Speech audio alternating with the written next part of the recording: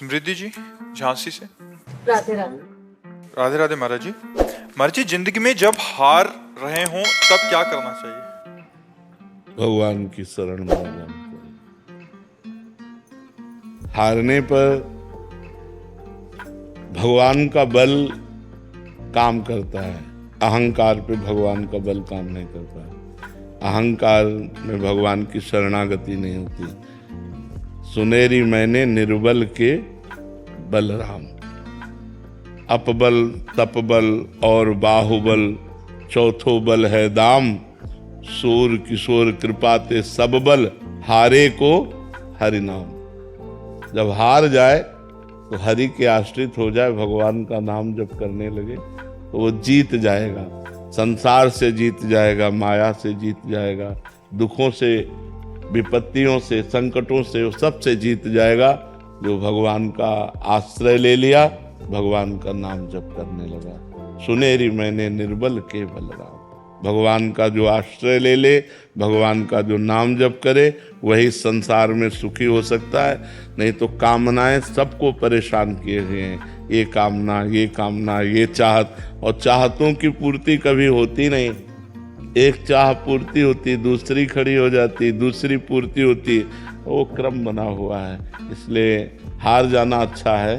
हार कर भगवान की शरण में हो जाए और नाम जप करे। बलवीर सिंह नागपाल जी। राधे राधे। राधे राधे महाराज जी। महाराज जी, क्या इंसान के कर्मों के फल की सजा उसका परिवार भी भुगतता है? वो संयोग होता है ना, वैसे ही संयोग होता है।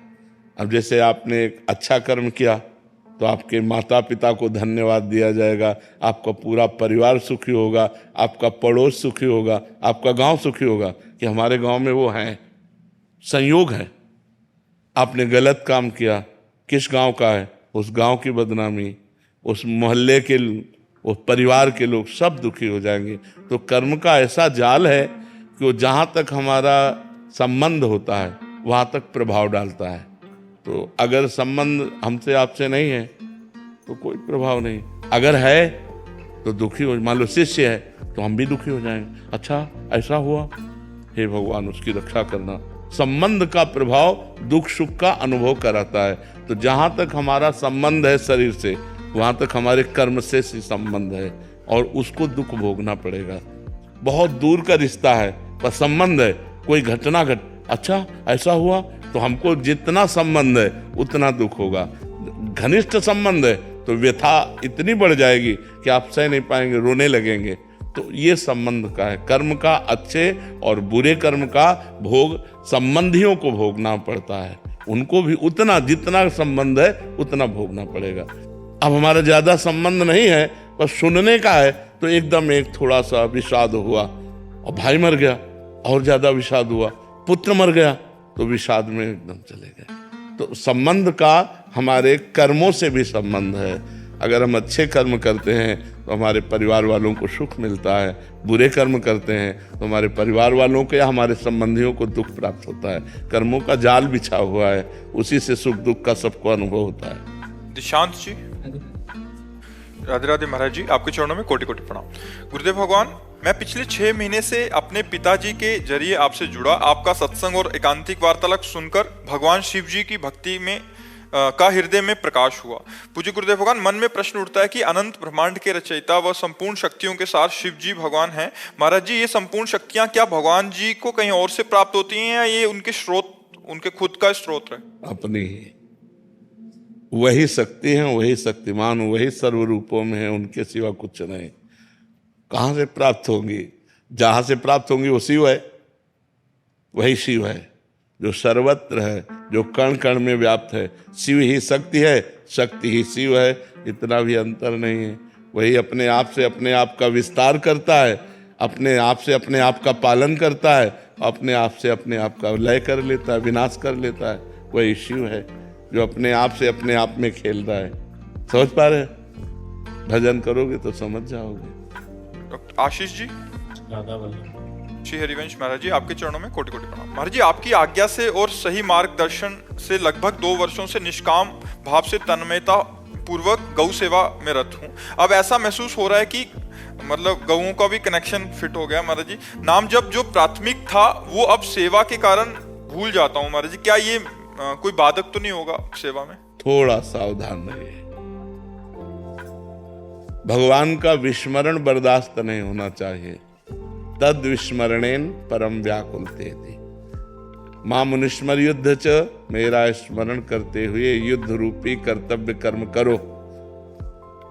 तो हम गौ सेवा भी भगवान का स्मरण, यद्यपि क्रियाएं ऐसी होती हैं कि जब हम क्रियाओं में ध्यान देते हैं तो भगवान का भजन छूट जाता है, पर अगर हम अभ्यास करें तो क्रिया करते हुए भी भगवान का भजन किया जा सकता है।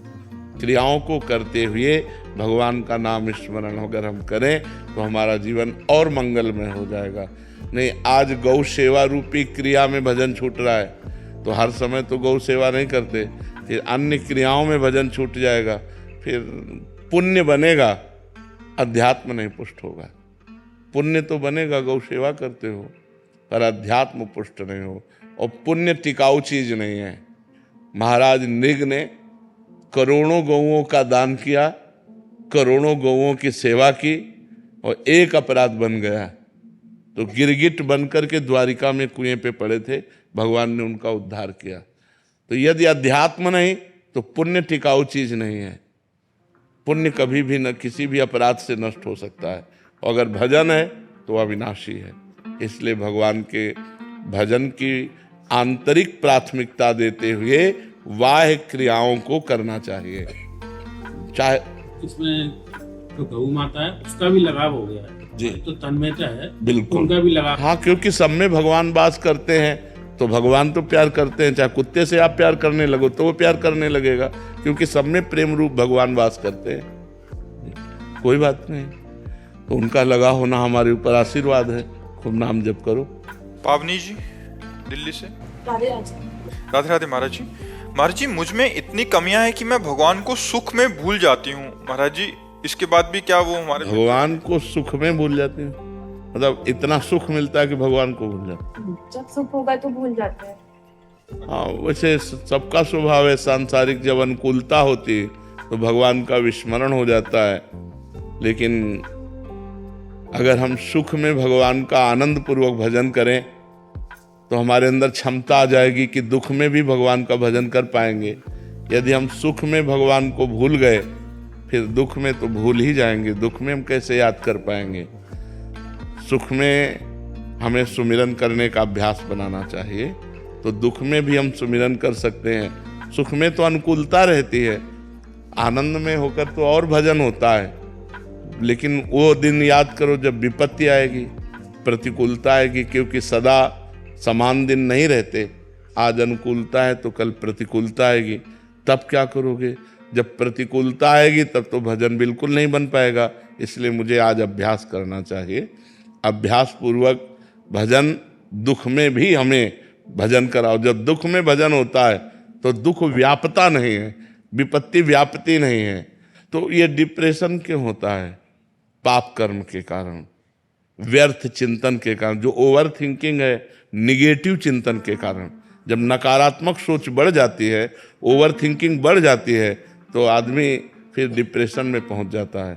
डिप्रेशन में पहुंचने पर चिंता, शोक, भय, मृत्यु ये सब छा जाता है और वो जीवन बिल्कुल नर्क जीवन हो जाता है। इसलिए हमें लगता है हम पाप कर्म ना करें, अच्छे कर्म करें और भगवान का स्मरण करने का अभ्यास करें। सुख में तो बड़ी सुविधा होती है भगवान के स्मरण की, दुख में थोड़ा दुविधा हो जाती है। लेकिन सुख में भी यदि हम भगवान को भूल गए तो दुख में तो याद ही नहीं कर पाएंगे। इसलिए हमें अभ्यास करना चाहिए। विनीत कुमार वर्मा जी हरदोई से। महाराज जी, प्रथम बैच में जैसा प्रश्न हुआ था, ये भी कह रहे हैं कि मैं तन मन धन से सबकी सहायता करता हूं, परंतु विपरीत परिस्थितियों में सहायता नहीं कर पाता तो वो मुझसे वैर मान लेते हैं। महाराज जी, मुझ पे क्रोध करने लग जाते हैं। इस परिस्थिति में बचने के लिए मैं क्या करूं? नाम जप। भगवान का नाम जप परम शीतलता प्रदान करेगा और बुद्धि को सावधान रखेगा। बुद्धि जब सावधान रहेगी तो फंसेगी नहीं।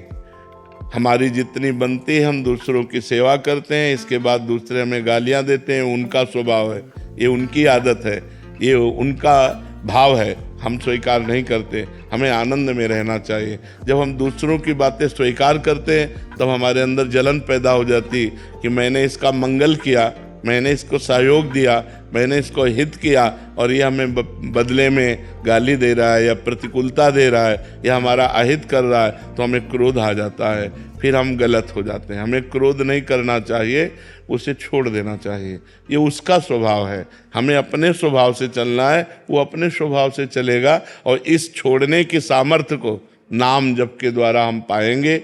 नाम जप के द्वारा हमारी बुद्धि पवित्र होगी, दूसरा उपाय नहीं है। इसी में सब संसार फंसा हुआ है। नाम जप करो, जितना अधिक से अधिक नाम जप करोगे उतना आप काम क्रोध पर विजय प्राप्त कर पाओगे, उतना हृदय शीतल रहेगा, उतना ही आगे आपको सुख प्राप्त होगा। भूपत जोशी जी, राधे राधे महाराज जी। महाराज जी, मैं 32 सालों से नाम जप करता हूँ, लेकिन मन अभी भी स्थिर बहुत भटकता है, एकाग्रता नहीं बन पाती। महाराज जी, ऐसे में समाधान बताइए। 32 साल तो बहुत होते हैं, का मतलब है कनेक्शन सही नहीं है, बल्ब सही है, तार सही है, बोर्ड में बिजली भी आ रही, आपने कनेक्शन भी किया हुआ है, लेकिन ऑन ऑफ करने पर यदि वो जल नहीं रहा, बुझ नहीं रहा, तो इसका मतलब थोड़ा और कनेक्शन, उसको और थोड़ा नजदीक ले जाओ, छू जाए, जहां छू जाए तो ऑन करते ही जल जाएगा। 32 साल से भजन कर रहे हैं, निरंतर तो नहीं कर रहे हैं, क्योंकि अपने लोगों का जीवन ही भजन है। निरंतर नहीं कर रहे और एकाग्रता पूर्वक नहीं कर रहे और भगवत प्राप्ति का लक्ष्य नहीं बना है। 3 बातें हैं, ढूंढ लो। भगवत प्राप्ति का लक्ष्य नहीं। 32 वर्ष बहुत होते हैं। 32 वर्ष किसे कहते हैं? 32 वर्ष साधना, हाहाकार मच जाए प्राणों में। तो भगवत प्राप्ति का लक्ष्य नहीं है, एकाग्रता नहीं है और निरंतरता नहीं है। ये 3 शब्द देख लीजिए, इन्हीं तीनों को जीवन में ले आओ तो 1 वर्ष में हृदय में परिवर्तन हो जाए। 1 वर्ष में लक्ष्य बनाओ भगवत प्राप्ति और निरंतर सातु दीर्घ काल निरंतर सत्कार सेवितो दृढ़ भूमि। पातंजलि योग वो कह रहे हैं यदि दीर्घ काल तक निरंतर नाम जप किया जाए आदर के सहित, तो दृढ़ भूमि अर्थात भगवत भाव प्रकट हो जाएगा। निरंतर नाम जप चलने लगेगा, श्वास श्वास में नाम जप, रोम रोम में उसकी स्फूर्ति का अनुभव होने लगेगा।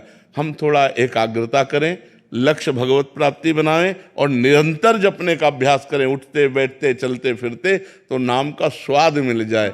जब स्वाद मिल जाएगा ना, अभी क्या है, नाम श्वास 2 बिलग चलत हैं, इनको भेद न मोको भावे। श्वास ही नाम, नाम ही श्वासा, नाम श्वास को भेद मिटावे। रोम रोम जब रग रग बोले, तब कछ स्वाद नाम को पावे। प्रत्येक श्वास में कई कई नाम जप करें हम और गाढ़। वैसे हमने अगर कभी आप एकांतिक में सुना हो, एक पद्धति बताई है कि जैसे हम राधा जप रहे हैं तो राधा अपने दिमाग में राधा लिख रहे हैं, राधा सुन रहे हैं, राधा जप रहे हैं। इससे मन भागने के चांस नहीं बनेंगे। मन को एकाग्र होना ही पड़ेगा और एकाग्रता पूर्वक किया हुआ जप बहुत जल्दी हृदय का परिवर्तन कर देता है। तो पहला भगवत प्राप्ति का लक्ष्य, दूसरा एकाग्रता समेटो और तीसरा निरंतर जपने का अभ्यास करो तो लाभ प्राप्त हो जाए। 32 वर्ष तो बहुत होते हैं और बहुत वो व्यर्थ जाएंगे नहीं। जो जपा है वो आपको सहयोग करेंगे, पर कहीं ना कहीं हमारी ढिलाई रही है, हमारे कनेक्शन में कमी रही। नहीं, 32 वर्ष में तो भगवत साक्षात्कार हो जाना चाहिए। अभ्यास कीजिए, क्योंकि कुछ न कुछ अभ्यास तो है ही, उसको और घसीटिए और एकाग्रता पूर्वक उठते बैठते चलते फिरते खाते पीते हर समय नाम जपने का अभ्यास कीजिए। रितेश द्विवेदी जी, कानपुर से। राधे राधे श्री हरिवंश। महाराज जी, राधे राधे। महाराज जी, विरह, प्रेम और विकलता तीनों में क्या अंतर है? क्या विरह और प्रेम दोनों अलग अलग हैं या दोनों एक ही हैं? कितना नाम जप करते हैं? महाराज जी की कृपा से जितना हो पाता है। वैसे निरंतर का अभ्यास करो। पहले नाम के द्वारा पाप का क्षय हो, हृदय में शरीर संसार से वैराग्य हो, तब तो अनुराग की तरफ। ये विरह विकलता एक ही शब्द है। विरह विकलता प्रेम उसी के हृदय में प्रकट होता है जिसके हृदय में अन्य आश्रय, अन्य आसक्ति, अन्य आशा, इनका नाश हो जाता है। एक भरोसो एक बल, एक आश विश्वास, एक राम घनश्याम हित, चातक तुलसीदास।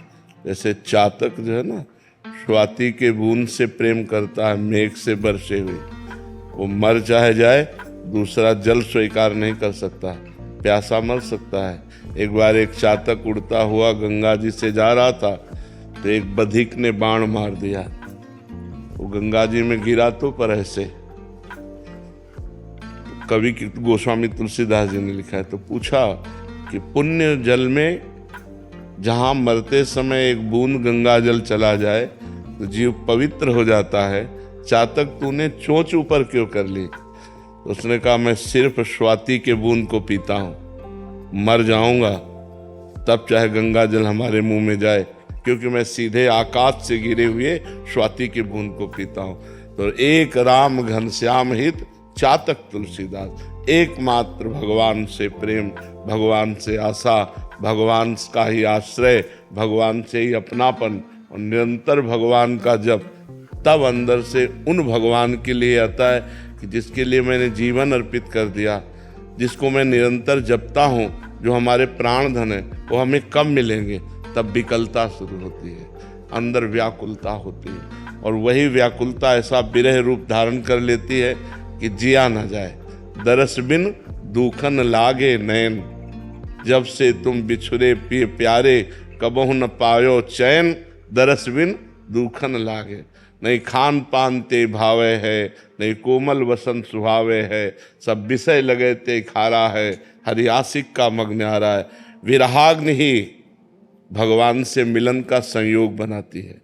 जब रुदु सुस्वरम राजन, कृष्ण दर्शन लालसा, समस्त गोपीजन एकत्रित होकर जब भगवान के दर्शन के लिए रोने लगी, तो तासा मावीर भूत छौरी, इसमें मान मुखाम्बुजा, पीताम्बर धरा सृग्वी, साक्षात मनमथ मनमथा, करोड़ करोड़ कामदेवों को भी मूर्छित कर देने वाले भगवान उन्हीं के बीच में प्रकट हो गए। तो जब हमारी ऐसी विकलता हो कि मुझे कुछ और सुहाई न दे, कुछ अच्छा न लगे, लोक परलोक के भोगों से वैराग्य हो जाए, तब भगवान से विकलता होती है। ये विरह बहुत बड़ी संपत्ति है। भगवान के लिए रोना कोई छोटी बात है। लोग रोते हैं भगवान के सामने, लेकिन अपने लिए रोते हैं, मेरा काम बन जाए, मेरी समस्या का समाधान हो जाए। भगवान के प्रेम में रोना, ये तो जगत पावन करने वाला कोई महात्मा होता है। सतरति सतरति सा लोकांतार्यति, जो भगवान के लिए रोए, ये तो बहुत बड़ी बात है। भगवान के लिए विरह, भगवान के लिए व्याकुलता। जिस पर तुम हो रीझते, क्या देते रघुवीर, रोना, सिसकना, तड़पना, आहों की जागीर। आह भरकर हा कृष्ण, हा राधा, और विकल होकर अब सुप्रवाह हो रहा है। उन आंसुओं से जो भूमि भींज रही, जगत पावन हो रहा है। मम भक्त युक्तो भुवनम पुनातु, मेरा भक्त लोक के लोक को पावन कर देता है। उसके शरीर से स्पर्श की हुई वायु दूसरों को निष्पाप करने लगती है, जिसके रोम रोम में भगवान का प्रेम प्रकट हो जाता है। ये तो बहुत दुर्लभ बात है। खूब नाम जप करो, भगवान की लीला चरित्र सुनो, अच्छे आचरणों वाले बनो। पहले ऐसे बनो, फिर आगे अध्यात्म उन्नति होगी। सुनीता जी दिल्ली से। राधे राधे महाराज जी। महाराज जी, भक्ति मार्ग में आने वाली बाधाओं को दूर करने के लिए क्या करना चाहिए? भगवान है, आपको क्या दूर करना है? करो सदा तिनके रखवारी, जिम बालक राखे महतारी। भगवान कह रहे, मैं अपने भक्त की ऐसे रक्षा करता हूं जैसे अबोध बालक की माता रक्षा करती है। वो अबोध बालक है, कुछ भी खा ले, कुछ भी कर ले, तो माँ काम तो करेगी, पर एक दृष्टि अपने बच्चे पे रखेगी। तो हमारे तो भगवान शास्त्र शीर्षा पुरखा सहस्राक्षा शास्त्रपात, जिनके शास्त्रों नेत्र हैं, वो अपने भक्त को देखते रहते हैं। करो सदा तिनके रखवारी, जिमि बालक राखे महतारी। पहली बात तो ये है कि हमको बाधाओं की चिंता ही नहीं करनी, क्योंकि बाधा हरण करने वाले हमारे भगवान हैं। अब दूसरी बात है कि जो भगवान के विधान से बाधा आती है, भगवान के विधान से भी आती है। जैसे हमारा शरीर रोग से ग्रसित हो गया, कोई विपत्ति आ गई, कोई घटना घट गई, तो वो भगवान का मंगल विधान मानकर अपने प्रभु के द्वारा दी हुई कड़वी दवा है, उसे हम खा लेते हैं, उसे हम सह जाते हैं। राधा राधा राधा राधा राधा राधा। भगवान के मार्ग में बाधा तभी आपको परास्त कर पाएगी जब या तो अभिमान होगा और या शास्त्र विरुद्ध आचरण जानबूझ के करोगे, नहीं तो बाधा ही नहीं है। हरि स्मृति सर्व विपद विमोक्षणम, भगवान का स्मरण समस्त विपत्ति बाधाओं से दूर कर देता है। तो जब हर समय स्मरण चल रहा तो विपत्ति बाधा का कोई संयोग बन ही नहीं सकता। कहा हनुमंत विपत्ति प्रभु सोई, जब तो सुमिरन भजन न होई। जब भगवान का स्मरण नहीं होता, भगवान का भजन नहीं होता, तभी विपत्ति बाधा अपना प्रभाव, नहीं तो जहां राधा वहां कहां बाधा। हर समय यदि राधा राधा राधा तो कोई बाधा ही नहीं है। और जो बाधा आने वाली है तो वो मालिक हैं, सर्वसमर्थ, हम अपने आप हटा देते हैं। बड़े कृपालु हैं भगवान। तो हम भगवान की शरण में रहकर भगवान का नाम जप करें तो कोई विपत्ति बाधा हमें परास्त नहीं कर सकती। समझ पाए आप? जी। आशीष डांग जी। राधे राधे, जय श्री राम। गुरुदेव, आपके चरणों में कोटि कोटि प्रणाम। महाराज जी, क्रिया योग की साधना हमें आत्म जागरूकता की ओर ले जाती है, लेकिन मेरा मन श्री कृष्ण के प्रेम और क्रिया योग की साधना अगर सावधानी से न की जाए तो जगत प्रपंच में भी फंसा देगी, क्योंकि क्रियाएं जागतिक होती हैं। जब हम क्रियाओं में उतरते हैं, यदि सावधान नहीं है तो हम फंस जाएंगे। तो इसलिए भगवान का नाम हमारे हृदय में सतत चलना चाहिए, और जहाँ जिस वस्तु व्यक्ति स्थान में हमारी क्रिया हो रही है उसे भगवत स्वरूप समझना चाहिए, तभी बच सकते। उन्हें फंसने में देर नहीं लगती। मुक्त होने में बहुत देर लगती है, फंसने में देर नहीं लगती। आसक्ति लेकिन जा नहीं सकती। आसक्ति किसी से हो सकती है, बस जा नहीं सकती। आसक्ति है, तुम आसक्ति कहीं हो सकती, किसी भी वस्तु में, व्यक्ति में, स्थान में आसक्ति हो सकती है, लेकिन जाना बड़ा कठिन है। इसलिए क्रियाएं संसार में ही होती हैं, वस्तु व्यक्ति स्थान के संयोग से होती हैं, और कहीं भी आसक्ति हो गई तो हम गए। इसलिए हमें चाहिए क्रिया को करते समय बहुत भगवान का स्मरण करें, और जो भी क्रिया करें वो भगवान को समर्पित करें, तो हमारा अध्यात्म योग पुष्ट होता जाएगा। क्या कहना चाहते हो? लेकिन मेरा मन श्री कृष्ण के प्रेम और भक्ति में डूबना चाहता है। क्या इन दोनों मार्गों का संगम संभव है? बिल्कुल बिल्कुल बिल्कुल, क्योंकि वही क्रियाएं हम जब भगवान को समर्पित करते हैं तो वही भक्ति बन जाती है, और वही भक्ति जब गाढ़ रूप लेती है तो भगवान का प्रेम बन जाती है। कोई अलग नहीं है। हाँ, भगवान का स्मरण छूटा और भगवान को समर्पित नहीं किया तो वो अलग हो गया, फिर वो कर्म बन गया। और अगर हम भगवान का स्मरण करते हुए भगवान को क्रियाएं समर्पित करते हैं तो कर्म योग हो गया, वो भक्ति बन गई। राय साहब यादव जी। जी राधे जी। राधे राधे महाराज जी। महाराज जी, मैं 65 वर्ष की आयु प्राप्त एक नया साधक हूं। मैं आपके सानिध्य, मार्गदर्शन एवं कृपा दृष्टि से भगवत प्राप्ति की दिशा में गंभीरता से आगे बढ़ना चाहता हूं। महाराज जी, भगवत प्राप्ति का लक्ष्य भगवान के प्रति प्रेम, भक्ति तथा पूर्ण समर्पण का भाव तथा एक सच्चे गुरु के सानिध्य, मार्गदर्शन एवं कृपा की प्राप्ति से प्राप्त किया जाता है। महाराज जी, मेरा प्रश्न है कि इस लक्ष्य प्राप्ति में परोपकार का गुण, जिसमें असहाय व्यक्ति, पशु पक्षी, जीव जंतु की यथासंभव सेवा शामिल है, कितना सहायक या लाभदायक है? पूरा सहायक, पूरा सहायक है। चराचर जगत भगवान का स्वरूप है, ये हम मानकर किसी भी पशु पक्षी की सेवा करेंगे तो हमें वो सीधे भगवत प्राप्ति का मार्ग पुष्ट कर देगा। देखो, नामदेव जी ने जब कुत्ता रोटी लेके भगा तो घी का कटोरा पीछे लेके चले कि प्रभु सूखी मत खाओ, थोड़ा घी लगवा लो। उन्होंने कुत्ते में भगवत भावना की तो वहीं से विट्ठल भगवान प्रकट हो गए और दर्शन दिए। तो कोई ऐसा जीव नहीं है जड़ चैतन्य में जहां हमारा भगवान न विराजमान हो। देखो, खंभे से भगवान प्रकट हो गए, नहीं प्रकट हो गए, नरसिंह रूप धारण कर लिया। मुर्दे से भगवान प्रकट हो गए, पृथु रूप धारण किया। पृथु और अर्ची का अवतार वेन के मुर्दे शरीर से है। मुर्दे में भगवान, खंभे में भगवान, पशु पक्षी में भगवान। यदि हम भगवान की भावना से सी राम में सब जग जानी, करो प्रणाम जोरि जुग पानी, भगवान की भावना से किसी की सेवा करें, वो सेवा हमें भगवत प्राप्ति का मार्ग पुष्ट करेगी। अगर हम भगवत भाव रहित सेवा करें तो वो पुण्य बनेगा, वो भगवत प्राप्ति के हेतु नहीं बनेगा। और पुण्य का फल सांसारिक सुख होता है, और भगवत प्राप्ति के मार्ग में पुष्ट होने पर भगवान की प्राप्ति होती है। तो अवश्य किसी भी पशु पक्षी मनुष्य किसी की सेवा का अवसर मिले, किसी को देखे कि इसको हमारे सहयोग की जरूरत है, इसको हमारे द्वारा धन के सहयोग की जरूरत है, औषधि आदि दिलवाना, भोजन आदि, वस्त्र आदि, तो हमको कष्ट सहकर भी वो सहयोग कर देना चाहिए।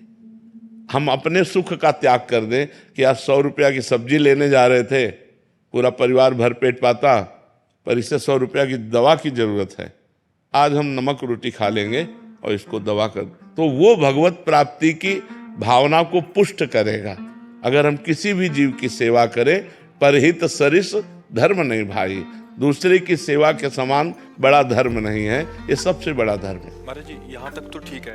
महाराज जी इसके बाद हमें आकांक्षा हो जाती है, बहुत सारे ऐसे प्रश्न आते हैं कि हमने उनकी सेवा की, बाद में उन्होंने हमें मतलब वो बस सम्मान यही दिया। यही यही संसारिकता है कि हम जैसे आपको प्यास लगी, पानी पिलाया तो हमारे मन में आता है कभी आप भी पिला देंगे, ये संसारिकता है। अगर ये लौट कर कुछ उससे प्राप्त करने की आकांक्षा है तो भगवत मार्ग पुष्ट नहीं होगा, वो फिर संसारिकता ही पुष्ट होगी कि हमने आपका उपकार किया, आपको सहयोग दिया तो आप हमें धन्यवाद दीजिए, ये नहीं।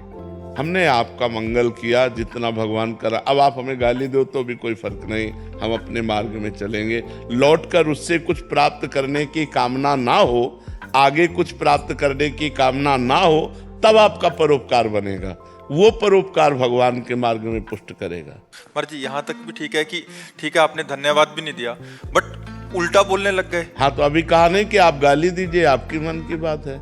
हम तो आपका उपकार किया, अब आप गाली दे रहे हो, ये आपका स्वभाव है, ये आपकी स्थिति है, हमें आपसे नहीं लेना, हमें भगवान से लेना है, क्योंकि हमने आपको व्यक्ति समझकर नहीं भगवान समझकर किया है। तो अब आप गाली दो तो मुझे कोई फर्क नहीं पड़ेगा। गुरुजी, एक प्रश्न पूछ सकती हूँ? शहीद चिड़िया के रूप में घर में आते हैं क्या? एक महाराज जी आपका बेटा था, आपने प्रश्न लिखा था कि आपका बेटा था वो वीर गति को प्राप्त हो गया, और आप इतना प्रेम करते थे उसको कि मतलब अभी लगता है कि मैं अभी उसके पास चले जाऊं, और उसका नाम अभिमन्यु था, और कहते हैं कह रहे अभी एक चिड़िया आती है वो मेरे से बात करती है, तो इनको लगता है कि वही बात कर रहा है। अच्छा है, अच्छा है। भी आई थी मेरे से मिलने, यहाँ पर भी आई थी। हाँ, अच्छा है। आप ऐसा ही भाव रखो कि भगवान जो है हमारे पुत्र के रूप में आए थे, और वो पशु पक्षियों के रूप में भी हमसे मिलते रहते हैं, ऐसी भावना करो। और धन्य है वो माता जिसका पुत्र राष्ट्र के लिए वीर गति को प्राप्त हुआ। आप कोई साधारण माता नहीं, वीर पुत्र की माता हैं। आप धन्यवाद की पात्र हैं। खूब नाम जप करो और अपने गर्व में रहो कि हमारे राष्ट्र सेवा में हमारा पुत्र गया, कोई साधारण नहीं। हमारे शास्त्रों में है कि धन्य है वो माता जिसका पुत्र भगवान का भक्त हो या राष्ट्र भक्त हो। जो राष्ट्र सेवा में गोली खाकर प्राण त्याग दिए वो धन्य है, या जो भगवान का भजन करते हुए धन्य है, धर्म पूर्वक चले। और तो सब अपने जीने में लगे हुए हैं। आप चिंता न करें, आप बहुत बड़ा पुण्य लेकर आई हैं जो आपका ऐसा पुत्र था। ये उसका नाम अभिमन्यु रखा था, इसलिए जल्दी चली गया, ऐसा तो नहीं नहीं नहीं, कितने अभिमन्यु है, ऐसा नहीं, ऐसा नहीं, ऐसा नहीं कि अभिमन्यु नाम रख दिया तो हाँ, ऐसा नहीं नहीं। आर किशन जी बेंगलोर से, राधे राधे महाराज जी। महाराज जी आपके चरणों में कोटि कोटि वंदन। महाराज जी मानव धर्म, राष्ट्र धर्म, परिवार धर्म, संन्यास धर्म, महाराज जी किस धर्म से जीवन पथ पर मुझे अभी चलना होगा महाराज जी? सर्वधर्मान परित्यज्य मामेकं शरणं व्रज अहम त्वां सर्वपापेभ्यो मोक्षयिष्यामि मा शुचः। अब अवस्था रह गई केवल एक धर्म में चलने की, वो है भागवत धर्म, जिसको आपने स्मरण नहीं किया, जिसको आप बोले नहीं। भागवत धर्म से चलो और इससे सबकी पूर्ति हो जाएगी। जैसे मूल जड़ में हम पानी चढ़ा दें तो डाल पत्ता शाखा सब में पूर्ति हो जाती है, ऐसे एकमात्र भगवान की आराधना करने से चराचर जगत की आराधना हो जाती है। जा पर कृपा राम की हुई, ता पर कृपा करे सब कोई।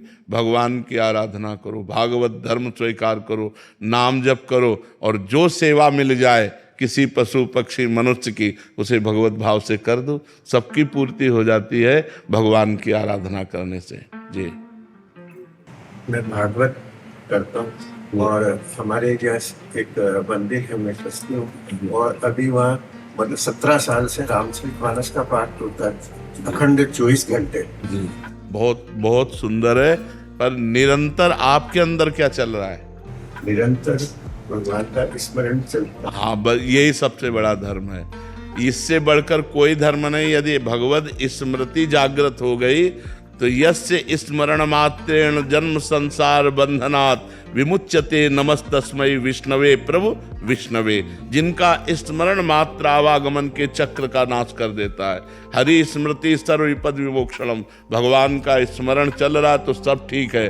और कहे हनुमंत विपत्ति प्रभु सोई, जब तो सुमिरन भजन न होई। अगर अंदर का सिस्टम भजन नहीं कर रहा और बाहर ये सब हो रहा है तो ये बाह्य धर्म है। आंतरिक धर्म में क्या होगा?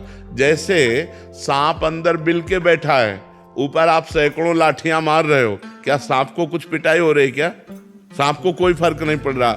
ऐसे ही अज्ञान रूपी सांप जो हमें जन्म जन्म से वासना रूपी विष में फंसाए हुए है, बाहर से सब धर्म कर्म करने पर उस पर प्रभाव नहीं पड़ता। वैसे ही जैसे बिल में बैठे हुए सांप के ऊपर बिल में लाठी चलाओ तो सांप में कोई फर्क नहीं पड़ता। ऐसे ही हमारे हृदय में बैठा हुआ अज्ञान वो तभी मरेगा जब हृदय से हम नाम जप शुरू करें, जब अंदर शुरू करें। हम अपने अंदर राम राम राम, हरि हरि हरि, कृष्ण कृष्ण निरंतर निरंतर भगवान का नाम सुमिरन करें। सब साधन कर या फल सुंदर, प्रभु पद पंकज प्रीति निरंतर। अंतर रहित भगवान का स्मरण ही भागवत धर्म है। जो निरंतर भागवत धर्म में स्थित रहता है वो सब धर्मों की पूर्ति कर लेता है। महाराज जी, आपने बोला अंदर का भजन। महाराज जी, अभी हम देखते हैं कि 3 प्रकार की कैटेगरी है। एक है जो बिल्कुल भजन नहीं कर रहे, संसारिक हैं। एक है जो एकदम भजन में कर रहे हैं, जो अंदर का जो आपने बताया। और एक बीच वाले हैं महाराज जी, जैसे थोड़ा बहुत पुण्य कर लिया, थोड़ा बहुत दान कर लिया, भागवत जी करा दी, रामायण, तो हमें लगता है कि हमने बहुत कर लिया और इससे हमारा। तो महाराज जी, इस कैटेगरी वाले बहुत ज्यादा हैं। हाँ, मतलब जो भजन मार्ग पे चल रहे हैं। हाँ। तो महाराज जी, यहाँ आना ही पड़ेगा, तब जाके शांति मिलेगी। हाँ बिल्कुल, निरंतरता में आना पड़ेगा। जब तक निरंतर भजन नहीं होगा तब तक भगवत प्राप्ति नहीं होगी। निरंतर भजन करना ही पड़ेगा। अनन्य चेता सततम यो माम स्मरति नित्यसः तस्याहम सुलभा पार्थ नित्युक्तस्य योगिना।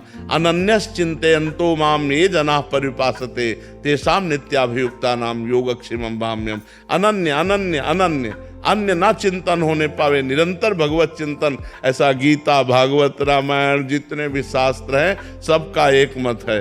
भगवान का निरंतर सुमिरन होना, भगवान का निरंतर भजन होना। आना इसी में पड़ेगा, चाहे इस जन्म में आ जाओ चाहे अगले जन्म में आ जाना। निरंतर भजन करने वाले की ही सदगति होती है। और जो साधन भजन बनता है, पुण्य बनता है, तो और भी लोग तो हैं हमारे, तप लोक, महालोक, जनलोक, सत्य लोक, इनमें जाता है। लेकिन भगवान के नित्य धाम में जाना, जन्म मरण से मुक्त हो जाना, इसके लिए निरंतर भजन की आवश्यकता है। अंतर रहित भजन, निरंतर भजन। महाराज जी, अभी जैसे आप थोड़ी देर पहले कह रहे थे कि मतलब अगर भजन का अभ्यास छूट गया तो फिर नीचे आना पड़ेगा, तो महाराज जी ऐसा भी है? हाँ बिल्कुल। अभी एक प्रश्न था महाराज जी कि 2 साल से बहुत अच्छा भजन हो रहा था, थोड़ा विषयों की ओर मन गया तो एकदम भजन छूट गया। बिल्कुल बिल्कुल, इसमें तो वही आ गई। हाँ बिल्कुल बिल्कुल। जैसे वो अभी बगल में बैठे हुए यहाँ कह रहे थे 32 साल से भजन कर रहा हूँ, तो बिल्कुल इसमें है कि जैसे हम भगवत प्राप्ति नहीं हुई और आप भजन में की चढ़ाई पे चढ़ गए और विषयों का संयोग हो गया तो आप उतर के जमीन में खड़े हो जाएंगे आके। वो चढ़ाई काम की नहीं हुई। चढ़ाई तब काम की मानी गई जब आप वहां से उतरे नहीं और वहीं खड़े रहे। भले ऊपर नहीं चढ़े लेकिन नीचे तो नहीं आए ना, तो वहीं खड़े रहे तो आपकी स्थिति मानी जाएगी। इसमें तो बहुत सावधानी रखनी। और क्या, तभी तो संत महात्मा जो वास्तविक भजनानंदी हैं, निरपेक्ष रहते हैं, निरंतर भजन परायण रहते हैं, उदासीन रहते हैं, गंभीर रहते हैं। मनोरंजन थोड़ी सुहाई देता है, मनोरंजन में फंसा तो गया, चाहे जितने बड़े भजनानंदी हो। जब भरत जैसे भजनानंदी को मृग बनना पड़ सकता है तो हम लोगों को सुअर कुत्ता बनने में कितनी देर लगी? भरत चरित्र पढ़ा है ना। भगवान ऋषभ देव जी के पुत्र इतने बड़े भजनानंदी की राज्य पाठ छोड़कर गंडकी नदी के किनारे भजन कर रहे हैं, और इतना भजन भागवत में पढ़ के देखो उनकी स्थिति। और हिरण का मोह जागृत हुआ तो उतर के इतना खड़े हो गए कि एक बार भी रामकृष्ण हरि नहीं, उसी हिरण का चिंतन, और अंततो गत्वा उनको हिरण के चिंतन में ही प्राण त्यागना पड़ा और अगला जन्म हिरण बने। महाराज जी ये तो वैसा ही हुआ कि जब तक पूरे रोग की निवृत्ति नहीं हो जाती, हाँ, अगर बीच में- कुपथ्य हो गया तो उससे बढ़कर रोग हो सकता है। हाँ, इसीलिए तो सावधान रहना चाहिए, आजीवन सावधान रहना चाहिए। गृहस्थ आश्रम में ऐसे तो नहीं हो सकता। क्यों नहीं हो सकता? कितने गृहस्थ ऐसे महापुरुष हुए हैं जो विरक्तों के आगे निकल गए, विरक्तों के आगे निकल गए। कितने ऐसे गृहस्थ हुए भरे पड़े हमारे इतिहास में जो आए, एक से एक महापुरुष हुए जो विरक्तों के आगे, विरक्त खड़े होकर उनका आदर करते थे, विरक्त खड़े होकर के उनके आगे हाथ जोड़ते थे। ये हम लोगों की कमी है। अच्छा, हम अंदर राधा राधा जप रहे हैं तो कोई गृहस्थी में बाधा है क्या? रसोई बना रहे राधा राधा राधा राधा राधा, पोछा लगा रहे राधा राधा, फावड़ा चला रहे राधा राधा, व्यापार कर रहे राधा। ये हमारी बेईमानी है, ये हमारी बेईमानी है कि हम अपने को गृहस्थ मान करके और भगवान से विमुख हो जाते हैं। ऐसे लोग हैं कि एक माला भी भजन नहीं करते, रात दिन लड़का बच्चा रुपया पैसा धन संपत्ति। इसलिए नाम जप करो, अच्छे आचरण करो, गंदे भोजन का त्याग करो, गंदे आचरणों का त्याग करो तो आप आनंदित हो जाओगे। ये मत कहो कि हम गृहस्थ हैं तो हम भजन नहीं कर सकते। भजन तो कर सकते हैं प्रभु। तो फिर गृहस्थी में क्या है? तुम्हारे 4-5 लड़का बच्चा होंगे, हमारे 500 हैं। बताओ ना। नहीं, बहुत सरल है। हाँ, तुम्हारी गृहस्थी में 5-7 लोग होंगे, यहाँ 5-700 है, 500-700 लोग हैं जिनका रोज भोजन सुबह शाम दोपहर। तो कितनी बड़ी हमारी गृहस्थी, तुमसे बढ़ के गृहस्थी है। लेकिन भजन, सब भजन परायण है, सब भगवान के भजन परायण, कोई चिंता शोक से ग्रसित नहीं है। इसलिए नाम जप को, भगवान के आश्रय को, भगवान की भक्ति को हर जगह किया जा सकता है, चाहे आप व्यापारी हो, चाहे नौकरी पेशा वाले हो, चाहे जब युद्ध में भजन हो सकता है। मामनुस्मर युद्ध च, तो फिर और काम भजन नहीं हो सकता। जो गति एक सन्यासी को होती है वही गति एक गृहस्थ को होती है। सच्चाई से चले, ईमानदारी से भजन करते हुए, अपने धर्म का पालन करते हुए। एक तपस्वी थे कश्यप जी, उन्होंने बड़ी तपस्या की एकांत में। तो एक दिन वो ऐसे बैठे हुए थे तो एक बगुली वृक्ष को, ये महाभारत की कथा है, ग्रंथ की, लिखित भगवान व्यास देव जी के द्वारा ग्रंथ है। ऊपर वो बगुली ऐसे हग दी तो ऐसे देखे वो भस्म होके गिर गई, आग लग गई बगुली में, क्योंकि वो क्रोध से देखे ना, उनको लगा हम बहुत सिद्ध हो गए। अब वो एक घर में गए, गृहस्थी के घर में, और भिक्षाम दे। तो नौबधू निकली, उसने कहा महाराज कुछ मिनट ठहरिए, मैं अभी भोग प्रसाद कुछ आपको लाती हूँ। इधर से वो गई तो दूसरे दरवाजे से उसका पति आ गया, और वो पातिव्रत धर्म का पालन करने वाली देवी थी। उसने तुरंत अपने पति को आसन दिया, बैठाला, कुछ खवाया पियाया और कहा आपके दरवाजे पर अतिथि खड़ा है बहुत देर से, आपकी आज्ञा हो तो भिक्षा दे आए। उनका हाँ हाँ। और वो भिक्षा लेके गए तो बहुत गर्म हो गए। उनका इतनी लेट कैसे हो गई? तो उनका भगवान हमारे पति आए थे, तो महात्मा का कोई आदर नहीं। तो उनका तुम हमको वृक्ष की बगुली मत समझना कि तुम्हारी दृष्टि से हम भस्म हो जाए। अब ये घटना केवल वही जानते थे, दूसरा कोई जानता नहीं था। अब उनके होश उड़ गए। तो उनका देवी आप ये कैसे जान गई? तो उनका तुम्हारी तपस्या को जब से तुम घर से निकले हो तब से आज तक को मैं देख रही हूं। बोले ये कैसे? बोले मैं अपने पति को भगवान मानती हूँ, कभी पर पुरुष का स्पर्श नहीं किया और भगवान का चिंतन करती हूँ, पति की सेवा करती हूँ, मुझे तीनों काल का ज्ञान है। अब आप समझो, एक विरक्त को उपदेश दे रही थी एक गृहस्थ नारी। अरे और तो और जाने दो, भगवान शंकर, भगवान ब्रह्मा और भगवान विष्णु अनुसुईया जी की सतीत्व की परीक्षा लेने गए तो 6-6 महीना के बालक बना दिए। कथा सुनी है ना, प्रसिद्ध है ना, पालने में झुला दिया ब्रह्म को, परमात्मा को 6-6 महीने के बालक। गृहस्थ धर्म कोई साधारण, हम लोग आकाश से पैदा हुए हैं क्या? गृहस्थी भी तो पैदा हुई है। आज भी हम पल किससे रहे हैं? गृहस्थों से ही तो पल रहे। तो गृहस्थी धर्म कोई साधारण धर्म समझते हो क्या? विरक्त धर्म का पोषण करके अपने परिवार का पोषण कर रहा, धन्य है गृहस्थ धर्म। लेकिन गृहस्थी में पापाचरण छोड़ो, भगवान का नाम जप करो, धर्म से चलो तो गृहस्थी धन्य हो जाए। अब शराब पियो, मांस खाओ, पराई स्त्री से व्यभिचार करो, गंदी गंदी बातें करो, तब तो नरक का रास्ता है, चाहे कोई भी हो, गृहस्थ हो चाहे वीर। अपने अपने धर्म से चलो तो हम सब पहुंचेंगे एक ही पिता के घर। हम अपने धर्म से चले, आप अपने धर्म से चलो, दोनों को परमात्मा प्राप्ति हो जाएगी। तो इसलिए ये बात कह के कि हम गृहस्थ हैं, भगवत प्राप्ति हमारे लिए दुर्लभ, ऐसी बात नहीं, सबके लिए सुलभ है। भगवान का चिंतन करो, धर्म से चलो। एक गृहस्थ के लिए सात्विक भोजन क्या होने चाहिए? जैसे हम लोग वेज के नाम पे सब कुछ खा लेते हैं। हाँ, हमने पिज्जा भी खा लिया, हमने बर्गर भी खा लिया। नहीं, ऐसी चीजें जो बाजार में अपवित्र लोगों के द्वारा बनाई गई हैं, वो हमारी बुद्धि में रजोगुण और तमोगुण पैदा करेंगी। आप घर में छौंक करके दाल पाएं और वही फ्राई करके होटल से मंगवाएं, अंतर हो गया। घर की छौंकी हुई दाल सतोगुणी, बाजार की पवित्रता से बनाई हुई दाल रजोगुणी, और कहीं बासी दाल छौंक दी गई तो तमोगुणी, वो तमोगुण प्रदान। और प्रायः ऐसा होता है कि दाल उबली रखी और 4-4, 6-6 दिन की दाल वो फ्राई तुरंत करके आपको दी जाती है। तो ये जो होटलों का बना हुआ भोजन है, इनमें पवित्रता का ज्ञान ना रखने वाले लोगों के द्वारा निर्माण हुआ है, तो वो प्रायः रजोगुण और तमोगुण ही बढ़ाता है। कोशिश करे कि अपने घर का भोजन पावे। और जब ऐसी परिस्थिति ना हो कि अब जैसे कोई नौकरी पेशा या बच्चे पढ़ रहे हैं, अब उनको घर का भोजन नहीं मिल रहा है, तो फिर मांस मछली आदि त्याग करके पवित्र भोजन, जहाँ जिन होटलों में मांस मछली ना बनता हो, उन होटलों का भोजन लेकर के अपना गुजारा करे। बकाया वो भजन में बाधक है। साधक तो घर की रसोई का ही है, जो पवित्र। आपको कितने 56 प्रकार के भोग बनते हैं घर में, आप आराम से बना करके पाइए। आपको जो चाहिए वो घर में बना लीजिए। बाजार की चीज़ें, जैसे ये आजकल वो चला कि 1 मिनट में पैकेट खोला और चाउमीन ऐसे किया, वो ये सब नहीं।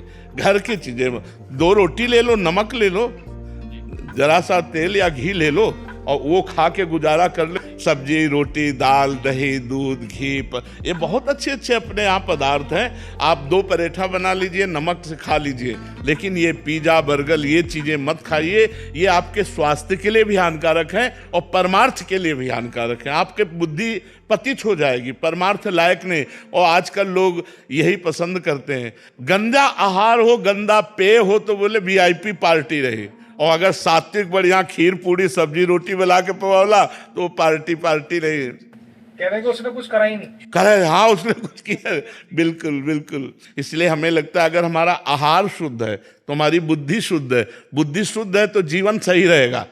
ये अशुद्ध बुद्धि का ही तो लक्षण है। अब मान लो पिए पाए शराब में नशे में मार दिया गोली, अपने भी मार लिया, खत्म खेल। अब वो भूत प्रेत बनेंगे और क्या बनेंगे? देवता थोड़ी बनेंगे, भूत प्रेत बनेंगे। या अकाल मृत्यु जो है, ये इस तरह की हत्या, वो निम्न योनियों में जाएंगे, भूत प्रेत नीच योनियां प्राप्त होंगी। तो इसलिए हमें लगता है हमारा भोजन शुद्ध होना। बच्चा अपनी माँ से नाराज हो जाता है और मार डालता है। कितने ऐसे केस देखो ना, माँ किसी दूसरे से फंस गई तो अपने बच्चे की हत्या कर देती है। आप घटनाओं को जरा क्रम से देखिए तो ये क्यों हो रहा है? क्योंकि आज हमारी बुद्धि भ्रष्ट हो रही है। हमारी बुद्धि भ्रष्ट होने का कारण हमारा भोजन है, हमारा संग है, हमारा दर्शन है, हमारा सुनना, हमारा बोलना, ये सब हमारे चिंतन पर प्रभाव डालता है। मोबाइल से हम देख रहे हैं, गंदा मित्रों का संग कर रहे हैं, गंदा आहार कर रहे हैं, तो हमारे आचरण गंदे नहीं होंगे, फिर होगा क्या? और आचरण गंदे हुए तो जिंदगी नष्ट हो गई, फिर भ्रष्ट हो गई, फिर जिंदगी को नहीं संभाला जा सकता। बच्चों को भगवत प्राप्ति का ज्ञान कैसे दे? एक माला ही बैठाल कर करवाओ, काउंटर से बैठाल करके कि तुम 108 बार राधा राधा बोलो, तुमको अभी हलवा बना के पवाएंगे, तुमको ये पवाएंगे। उन बच्चों को प्रलोभन देना, तुम्हें अमुक वस्तु दे देंगे, तुम्हें शाबाश, एक माला करो राधा राधा राधा, और हमें दिखाओ 108 बार किया कि नहीं किया। ऐसे धीरे धीरे उनको, अच्छा अब तुम 200 बार करो, तुम 300 बार नाम जप करो, ऐसे धीरे धीरे लगाओगे तो बच्चापन से संस्कार बन गए ना नाम जप के, तो अच्छे सदगृहस्थ बन जाएंगे। उनको शिक्षा दे कि गलत आचरण ना करे। आजकल बच्चों का माहौल भी बहुत गंदा हो रहा है, तो अपने बच्चों को बचाए, उनसे प्यार से पूछे, कोई ऐसी गंदी बात, कोई ऐसी गंदी हरकत, कोई ऐसा गंदा संग, कोई ऐसी गंदी क्रिया, तो उनको प्यार दुलार की, अगर गलत किया तो उनको भय भी होना चाहिए। प्यार और भय के द्वारा हम अपने बच्चों की जिंदगी को बचाएं। नहीं, आज का वातावरण जो मोबाइल और कुसंग का है वो सीधे नष्ट करने वाला है, सीधे भ्रष्ट करने वाला है। वीना रेखी जी दिल्ली से। राधे राधे महाराज जी। महाराज जी, मेरी उम्र 70 वर्ष हो गई है। राधा रानी की कृपा से अब हमें गुरु जी की शरणागति मिली है। महाराज जी, मेरा प्रश्न यह है कि क्या अब तक किया हुआ नाम जप सार्थक माना जाएगा या गुरु दीक्षा मिलने के बाद नाम जप सार्थक होता है? महाराज नहीं, कोई भी नाम व्यर्थ नहीं जाता। नाम अविनाशी है और अविनाशी फल दे के ही रहता है। इसलिए चाहे गुरु के मुख से लेने के बाद जपना शुरू करो या पहले ही जपना शुरू करो, नाम कभी व्यर्थ नहीं होता। नाम की कृपा से गुरुदेव मिले, गुरुदेव की कृपा से पुनः नाम मिला और नाम की कृपा से भगवान मिलेंगे। नाम व्यर्थ नहीं जाता, नाम अविनाशी फल दे के ही रहता है। महाराज जी, नाम गुरुदेव से मिला था? जैसे नाम हम जप कर रहे हैं तो नाम हमें गुरु से मिलाएगा और गुरु फिर वही नाम दे या जो भी नाम दे वो नाम भगवान से मिलाएगा। हाँ, बिना गुरु के चाहे शिव बिरंच सम होई, गुरु बिनु भव निधि तरह न कोई, ये गोस्वामी जी ने सिद्धांत लिख दिया। तो गुरु मुख से मिला हुआ नाम ही भगवत प्राप्ति कराता है और ऐसे जो हम नाम जप करते हैं वो हमें गुरुदेव भगवान तक पहुंचाता है। गुरुदेव भगवान हमें प्रभु तक पहुंचाने का नाम देते हैं, मंत्र देते हैं। जैसे किसी संत भगवान से प्रेरित होकर नाम जप करना हो गया गुरु मंत्र, हो गया गुरु मंत्र, हो गया। जैसे हम कह रहे राधा राधा जपो, आपने पकड़ लिया राधा राधा राधा, हो गया गुरु मंत्र, इसी से भगवत प्राप्ति हो जाएगी। महाराज जी, इसके बाद एक विकलता उठती है कि गुरु द्वारा जो प्रदत्त दीक्षा हाँ मंत्र, अब उससे क्या होगा कि फिर वो उपासना में प्रवेश करेगा।